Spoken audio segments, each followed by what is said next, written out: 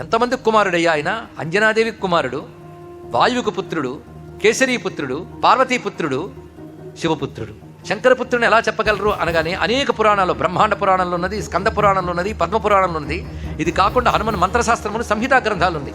రుద్ర తేజస్సు క్రమంగా పార్వతీ గర్భంలోకి వెళ్ళి శివపార్వతుల సంకల్పం చేత అది భూమి యందు చేరి, అగ్నికి చేరి, అగ్ని ద్వారా వాయువులో చేరి, వాయువు ద్వారా దక్షిణ కర్ణములోంచి అంటే దక్షిణ నాడి ద్వారా అంజనాదేవి గర్భంలో ప్రవేశింపజేయబడిన రుద్ర తేజస్సే హనుమంతుడు సాక్షాత్ మహాదేవుడు, కాలకాలుడైన శివుడు.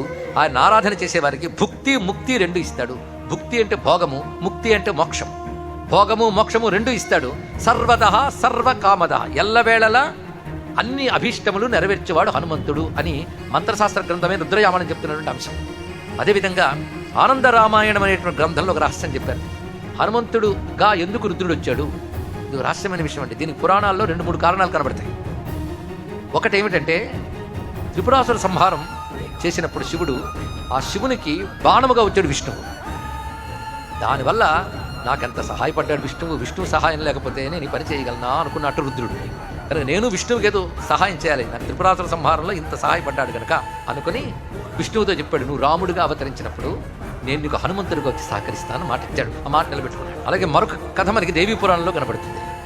అది సతీదేవి శరీరం త్యజించిన తర్వాత ఛాయాశతిగా ఆమె దేహం ఉన్నప్పుడు ఈశ్వరుడు వియోగం తట్టుకోలేక ఆ దేహాన్ని భుజం మీద వేసుకుని ఆనందతాండవం చేస్తూ క్రమంగా తను మైమరిచిపోయాడు.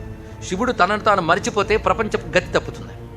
ఆ సమయంలో ప్రపంచానికి అకాల ప్రళయం వచ్చే పరిస్థితి ఏర్పడింది కనుక దేవతలు విష్ణువుని శరణ వేడితే విష్ణువు అమ్మవారిని ధ్యానం చేశాడు. అమ్మవారు, ఇప్పుడు నీ చక్రంతో నా ఛాయాసతి దేహాన్ని ఖండించు అని చెప్పింది. అప్పుడు ఆయన చక్రాన్ని ప్రయోగిస్తూ ఉండగా ఎంత జాగ్రత్తగా ప్రయోగించారంటే ఆ చప్పుడు శివుడికి వినబడకూడదని. శివుడు పాదమెత్తి నేల మీద కొట్టినప్పుడల్లా చక్రం ప్రయోగిస్తున్నట్టు, ఆ చప్పుడులో ఈ చప్పుడు కలిసిపోయేటట్టు. అలా మొత్తం మీద అమ్మ దేహాలు ఎక్కడెక్కడ పడ్డాయని శక్తిపీఠాలు అయ్యాయని మనకు కథ కనబడుతుంది. దీని వెనకాల సంకేతార్థం చాలా ఉన్నదండి. శివుణ్ణి ఆధారం చేసుకున్న శక్తి వ్యాపకమైంది. వ్యాపకమే విష్ణువు. విష్ణువు అంటే వ్యాపక స్వభావం కలవాడు కనుక శక్తిని వ్యాపింపజేసినవాడు విష్ణువు. కానీ శివుడు యందు ఉన్న శక్తి విశ్వమంతా వ్యాపించాలా చేసాడు విష్ణువు. ఇది సంకేతార్థం దీనికి. మొత్తానికి ఆ విధంగా అయింది. అంతా అయిన తర్వాత శరీరం అక్కడ లేదు కనుక భుజం తేలికపడింది దానికి. అప్పుడు శివుడు మళ్ళీ స్మృతి తెచ్చుకొని ఏమైంది సతీదేవిని ఆలోచన చేస్తున్నట్టు. అప్పుడు ఆయన ముందుకు వెళ్ళి నిలబడడం చిన్న విషయం కాదు.